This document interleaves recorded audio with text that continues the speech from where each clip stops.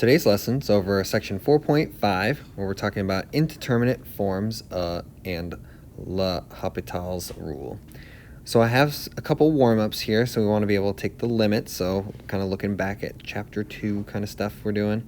So remember, if I can't plug in my value directly, I need to redo some things or move things around. So for letter A, I'm able to kind of factor out the denominator, cancel out the x minus 1s. That allows me to get 1/2. For letter B, remember that that's one of the things that we kind of talked about graphically for sine of x over x. As we're approaching 0, it actually approaches 1.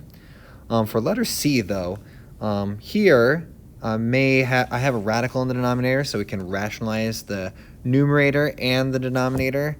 And so that allows us to get ln of x over square root of x minus 1 over x minus 1. But here, notice that the 1 still is not able to be plugged in, so I have to do something different.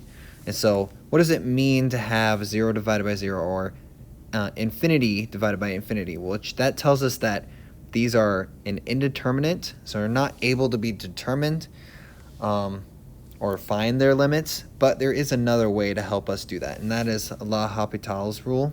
And so here, if I have a limit in division, so it has to be a quotient, and it produces an indeterminate form, whether that be 0 divided by 0 or infinity divided by infinity, I can actually take the derivative of the numerator and the derivative of the denominator. So I'm not using quotient rule here. I'm just taking their derivatives on just the top and just the bottom, and then plug in those values that as I'm approaching.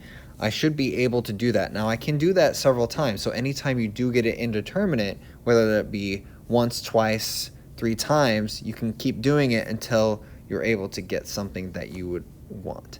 So like here, going back to that C, I have the ln of x divided by the square root of x minus 1.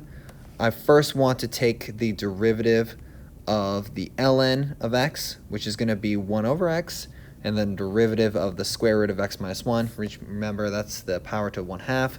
So I'll bring that down, 1/2 times the inside to the negative 1/2 power.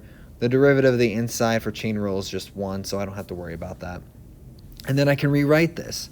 And so with the negative 1/2 power, I can move that up to put that in the numerator. Also, 1/2 in the denominator can be multiplied by the reciprocal, so I can move it up to be equal to 2.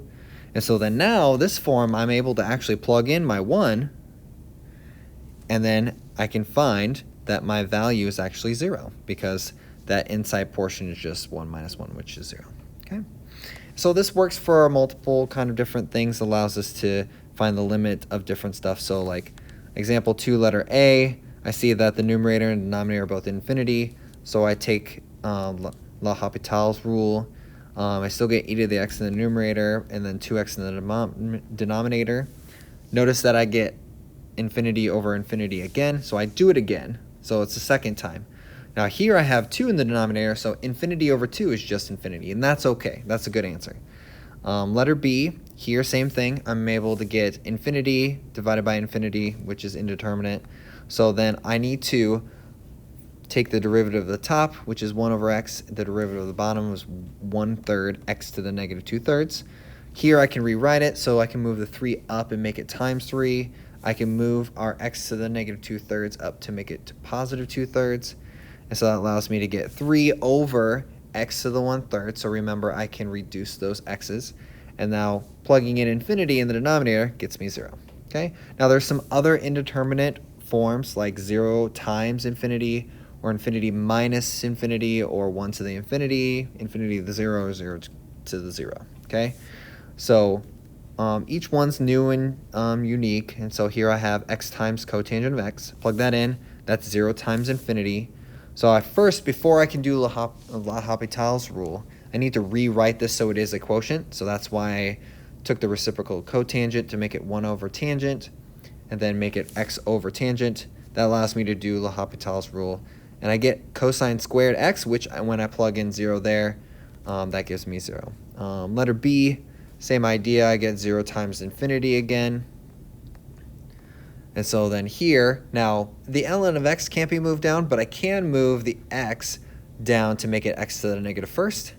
And so that gives me my quotient. And so now I can take the derivative, And so I can move things around. So notice it's 1 over x divided by -1, which is really just -1 over x. I can move the x squared up, reduce that, so that gives me -x.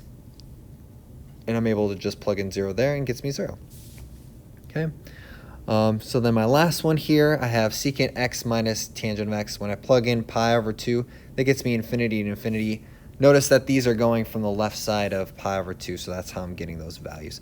Right at pi over 2 would be as undefined.